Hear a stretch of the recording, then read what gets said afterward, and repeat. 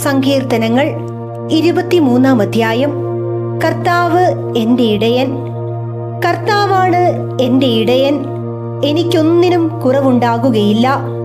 പച്ചയായ പുൽത്തകിടിയിൽ അവിടുന്ന് എനിക്ക് വിശ്രമമരുളുന്നു. പ്രശാന്തമായ ജലാശയത്തിലേക്ക് അവിടുന്ന് എന്നെ നയിക്കുന്നു. അവിടുന്ന് എനിക്ക് ഉന്മേഷം നൽകുന്നു. തന്റെ നാമത്തെ പ്രതി നീതിയുടെ പാതയിൽ എന്നെ നയിക്കുന്നു.